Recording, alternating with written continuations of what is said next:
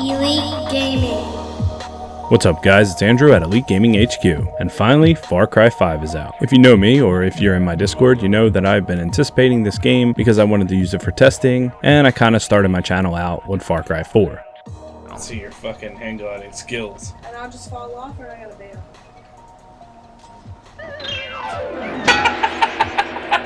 What the fuck? So I'm looking forward to see what this game has to offer and how well it's optimized. Today's test will be with the GTX 1050 Ti.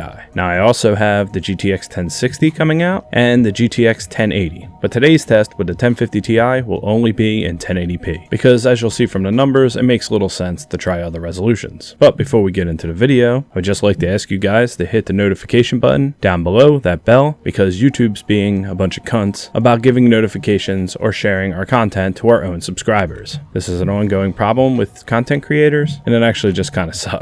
But subscribing and hitting that notification is the only thing I really ask of you guys in payment if you enjoy my content. I just want to get it to as many eyes as possible. So let's move on and talk about Far Cry 5 a little bit. The development team was Ubisoft Montreal and Ubisoft Toronto, and it was published by Ubisoft. This game uses the Denia engine, which is something they used previously in a bunch of other games. I'll put the list here, and it's like a modified Crytek. Heavily modified, that is. The test system we'll be using is my very own Ryzen 7, 8-core 16-thread processor, overclocked to 4.0 GHz, 16 GB of DDR4, and the graphics card used is the Asus GTX 1050 Ti, of course, and is the dual fan model. And the good thing about this card is you don't have to add any external power. These cards go great with pre-built systems that are underpowered because you can just snap them in. They're not going to juice a lot out of your power supply because pre-builts usually have trash power supplies, and you can still kind of get away with it. So I feel like this is one of the more popular cards that a lot of people have, so therefore I decided to test this one first. Now I had to completely scrub my drivers, and I updated the GeForce Experience to the newest drivers to ensure we get the best possible results without any kind of weird driver conflict. The test method will be, well, we're going to use Shadowplay. I'll use MSI Afterburner. I'll also use the in-game benchmark, and we'll try different resolutions along with different presets. So we're going to find out how well optimized this game is, or if it's just not at all. One thing to keep in mind is by using Shadowplay, you put a slight strain on your system and can result at, I don't know, maybe 10% frame loss, most likely maybe 5% frame loss. I played a little bit without Shadowplay on just to see, and it didn't really make too much of a difference at all. So as I said, let's take a look at the game, and then we'll make an analysis by breaking down the in-game benchmark.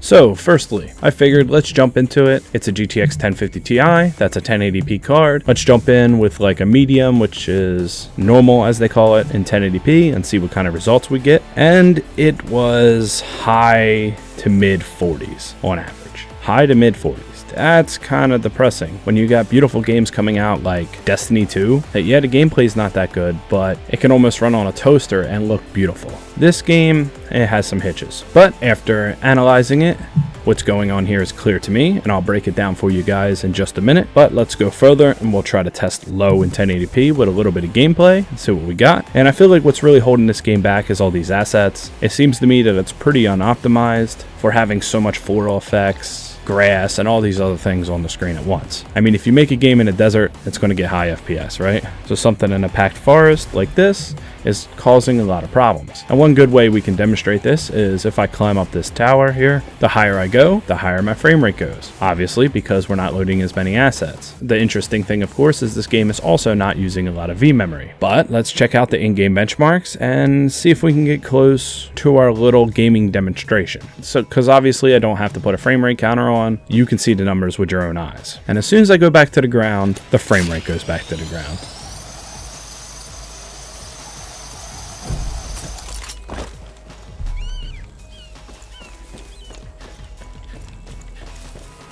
Okay, so the first thing I have to note is the benchmark is a really good representation of the game. A lot of times they're not. A lot of times they beat up your graphics card a lot more than the actual game will, and you can get away with a bunch of different tricks like VSync or just lowering one thing and still achieve the FPS you want. But this benchmark is actually really good. It's very representative of what you're going to see with explosions and everything else. At some points it may be a little bit tough, but the game gets a little dicey as well. Next, the GPU is maxed out. Not the memory, the GPU itself. If you look at it, we're sitting at 98%, 99% the whole time with no other bottleneck in sight. And in 1080p low, it gave me a minimum of 45 FPS, an average of 55, and a max of 66. This tells the whole story right here. And also, I would like to add that I've made multiple videos talking about how you do not need 16 gigs of RAM for gaming right now, and everybody likes to argue that issue. And if you watch the RAM usage, this is not the bottleneck. The CPU is not the bottleneck. The video memory is not the bottleneck. The problem is how fast your graphics card is. That's it. If you look here, we're only using 2 gigs of video memory. We never spiked up to at least 8 gigs of system memory. And of course, we never maxed out the CPU. So what is the problem? Well, I would have to say it's optimization. That being said, it is a newer game. Games are more demanding and the game actually looks beautiful. But let's try 1080p high just so we have some numbers to stack against the next card. And 1080p high gave us a minimum of 38, an average of 44, and a max of 55. Once again, kind of disappointing numbers because the high effects don't look that great. But if we take it a step further and we want to break this down a little bit more, let's try 720p on high just to see what we can get. And then 720p we got a low of 65, an average of 75, and a high of 88. So overall, I'd have to say I'm pretty disappointed. I was hoping this game would be more optimized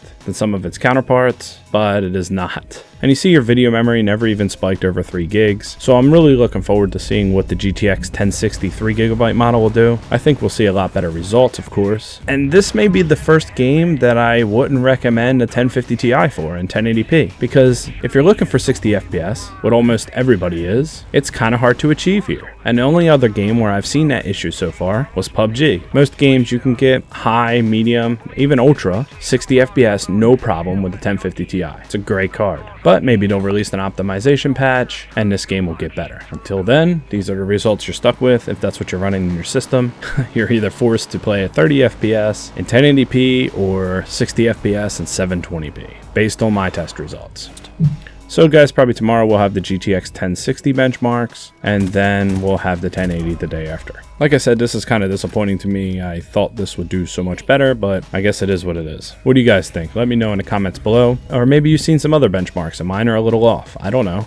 Maybe there's something with my system. Let me know below. But my first assessment of this game is that it's just not running optimized. It's running pretty poorly, and that kind of sucks. It's even running worse than Wildlands, and I thought Wildlands was kind of poorly optimized. But so far with the game, the little bit of testing I did, I had some fun with it. It seems very similar to the other Far Cry games, but it's also new in its own way, so I can't say I'd recommend it at this point. Let me test it with the 1060, and then maybe I can make an assessment of whether it's something you guys should pick up. Now, I also got this on sale in Green Man Gaming for 20% off, which was their make a new account, put in coupon code SAVE20. It's not like they sponsor me or anything. I just wanted to let you guys know that that's how I got the game, and it was pretty nice to have 20% off. That's the great thing about PC gaming. You can get a lot of games for cheap on day one. All right, now that the video is coming to a close, I really appreciate you guys watching or staying this long if you are. If you have stayed this long, let me know in the comments below, and I'm just gonna let the video trail off with some gameplay. I hope you guys enjoy, and I'll catch you tomorrow, hopefully, with the GTX 1060 build, and we're gonna see how well that performs, and I think that might be the 1080p sweet spot for this game. Sad but true. So once again, help me out by hitting that subscribe and that notification button down below, and I'll catch you on the next one. Thanks for watching, guys.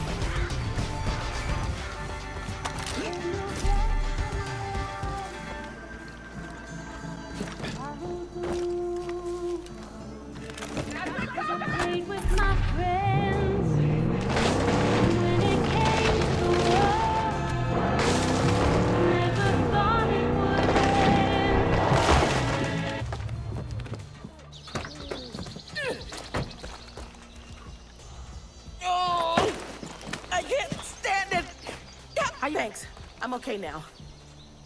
The cult's been rounding up all the dogs in the county and sending them north. I tried...